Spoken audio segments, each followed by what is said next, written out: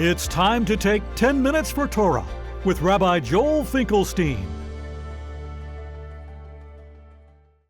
Welcome to our discussion of Parshat Mishpatim, 10 lessons for daily life.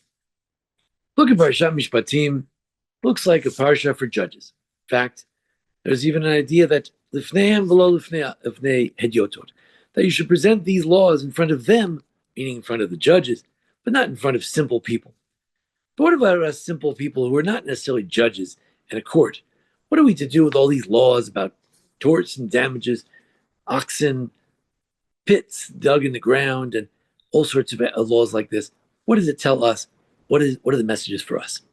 Of course, we know there's an idea that mentioned in Hasidic Sfarim. I see it a lot in the Rabbi of Slonim, and that is al derech havoda.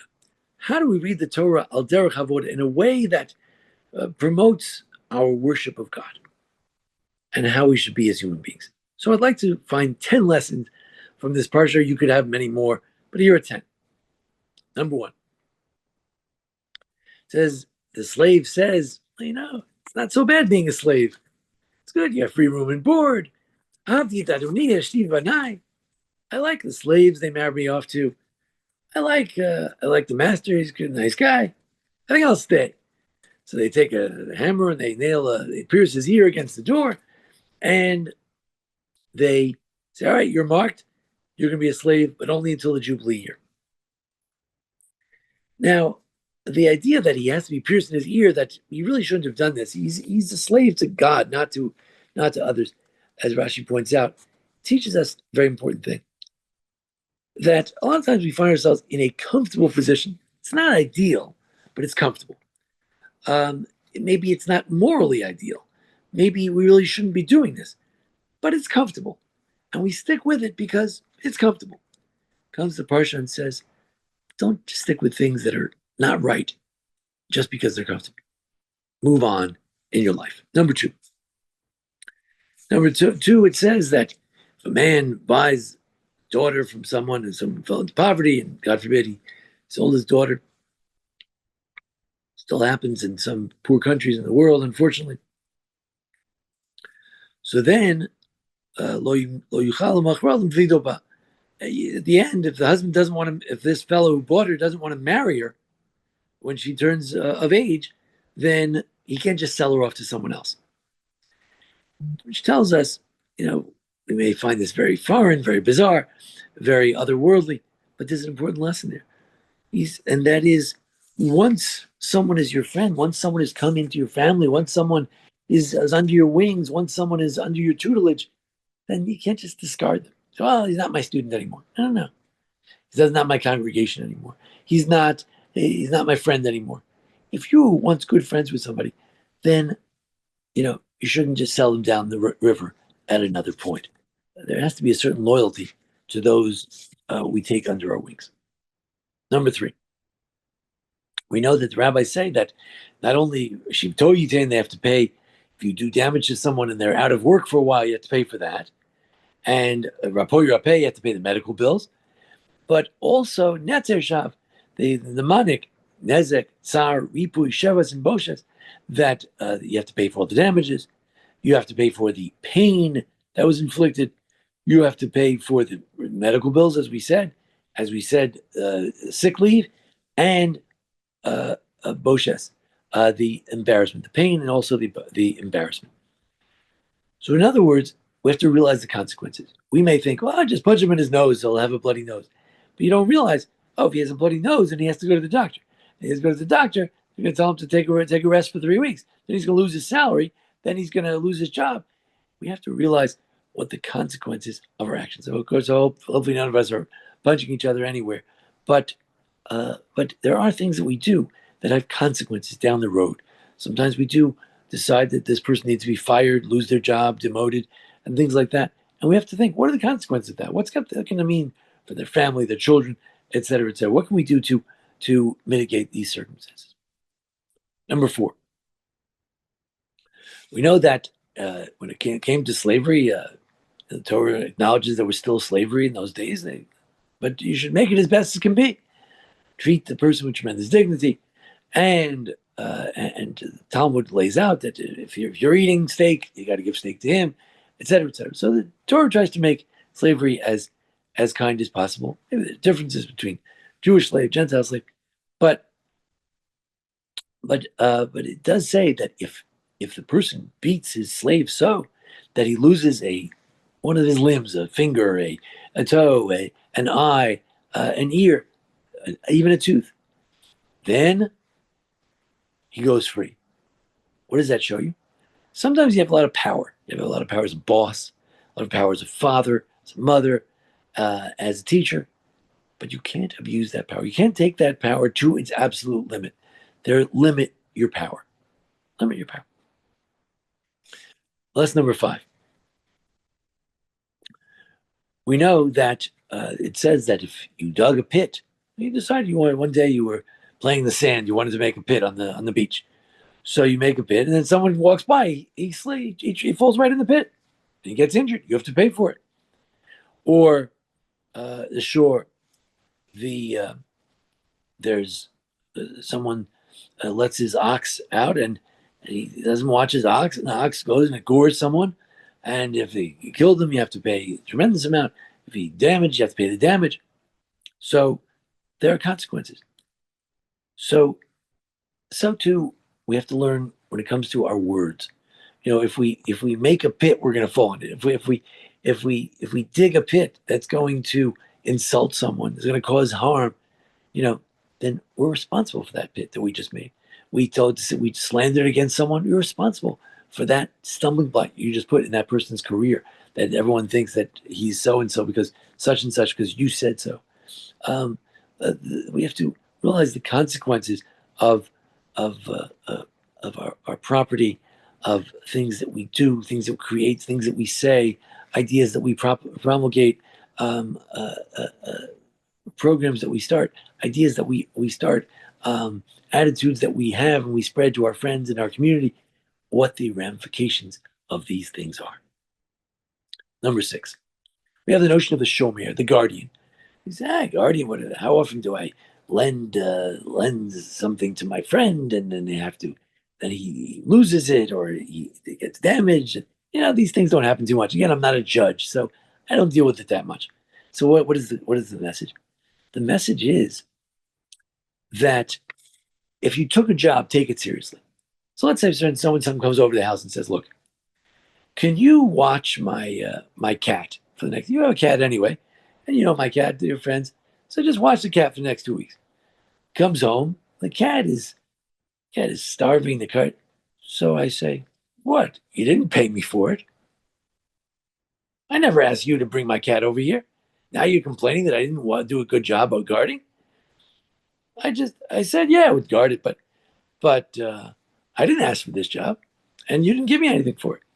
So they say, "No, a shomer chinam is obligated. You can't be negligent. If you take on a job, you got to do it.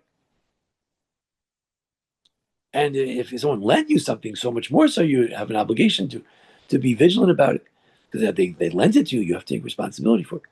Also, some very important lessons. Number 7. Torah speaks over and over again about the ger, yasum, va'amana, all sorts of laws about not afflicting the poor people, the stranger who doesn't have his own property, the widow, the orphan. Torah has tremendous empathy and sympathy and laws to guard the vulnerable people in society. So we don't necessarily, thank God, we don't have that many strangers that we deal with. Of course, to be nice to immigrants. We don't necessarily have so many early deaths in our community, so that there's constant widows and orphans. Although, unfortunately, in the land of Israel right now, there are many widows, many orphans. But it's not just about them. There's also the idea that people have certain vulnerabilities. That when you're talking about something, this person is vulnerable because talking about children, they don't have any children. This person is vulnerable because you're talking about being married. This person's not married. This person is vulnerable because you're talking about abuse and they were abused when they were younger. This person is vulnerable because you're talking about lifespan and they have a terminal disease and they're not going to live that long. We have to watch out for other people's vulnerabilities. You talk about alcohol abuse, and maybe their father was had an alcohol problem. So we have to be very sensitive to people in the community who have vulnerabilities, who are at loss because of various things. Certainly, actual orphans, actual widows, of course, even those who are vulnerable in some other way. Maybe their father doesn't make as much money as everyone else. It's a vulnerability. They don't speak English as well as everyone else. Vulnerability. They come from a different country than everyone else. Vulnerability. We have to be very careful about that. Number 8. Lo tieh lo kunoshe. You lend someone money. You're not such a rich person, but he was down and out, so you gave him $5,000. It was a big deal that you gave him $5,000. You lent it to him, and now, oh chutzpah, 7 years later, he hasn't returned it to you. So you start asking him favors. You say, "Hey, I need a ride tomorrow. Hey, maybe you could take my kids to the pool tomorrow." You start acting like you're his you're going to be hounding him because you did a favor for him. And the lesson is, and I think Ibn Ezra mentions it as well, just because you did a favor for someone, it's very nice that you did a favor, but you can't lord over someone because you did them a favor. That doesn't entitle you to abuse them for the rest of your life. You want to do a favor, do a favor. Don't don't lean on them because of it. Do them a favor, do it. Do it in a nice way, and don't have expectations of what they owe you as a result. Number 9. Nasiv Amcha Lotar. Don't curse the leaders. We live in a culture in which it's very popular to critique the rabbi, critique the teachers, critique the principal, right? And we live a very critical society. It's part of the journalistic society, So we're always critiquing the president of the United States. So we're going to critique the rabbi, the president of the shul, the rabbi of the shul, and we live in a culture of a lot of criticism, lashon hara, against people. And we just remember this value. Again, exactly how this plays out in a democratic society, I don't know. But what I do know is you can ruin a community with chit chat and chatter. It's just frivolous. All right, if the leader of the community is doing something egregious, of course it has to be addressed. But if the leader of the community maybe he said something wasn't the best thing to say, or he could have done it a different way, you would have done it differently. We don't need to get into that of how they should have done it, or how they could have done it, and why do they always do this and that, and how you're annoyed at small things. This is not helpful in our society. We don't have healthy schools because everyone sits around and criticizes the teachers and the principals. We're not going to have a healthy shul. Everyone sits around criticizing the cantors and Torah readers and rabbis and directors and presidents and officers. That's not how we can function. We function by minding our business and speaking positively about others, not having too much lashon hara. Number 10, and with that I'll conclude. It says that if you see the donkey of even your enemy, you got to help them. He said, look, wait a second. That donkey's got too much stuff. Look, the donkey's about to keel over. Let me fix the load. It should be more even. He put too much on this side, the other side. Maybe I need to help him out a little bit. Maybe the fellow's walking along. He's got a big burden. Maybe I could carry some packages. What does that mean? The value is keep your eyes open. Keep your eyes open in the community. What could you do to be helpful? Keep your eyes open as you cross the street, as you live in your community, as you in your school, in your work. Keep your eyes open. What could you do to help somebody? Oh, they just had a baby. Maybe you could send them a meal. Oh, they just had a loss. Maybe they need some visitors. Oh, this person lost a relative. Maybe you could talk to them about their feelings. There are always things, if we keep our eyes open, key to your if you see things, if you have eyes wide open, you'll see a lot of needs and you could try to meet those needs.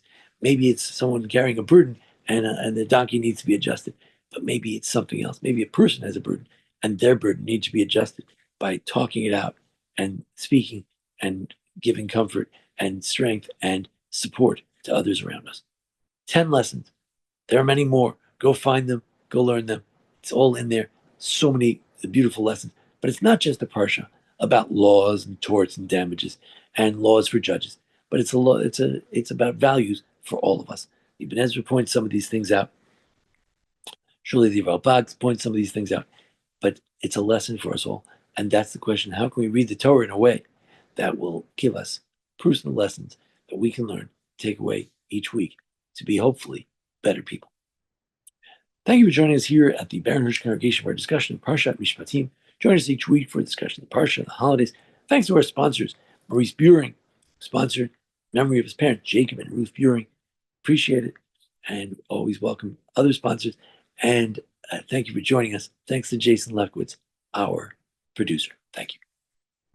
This has been 10 Minutes for Torah with Rabbi Joel Finkelstein.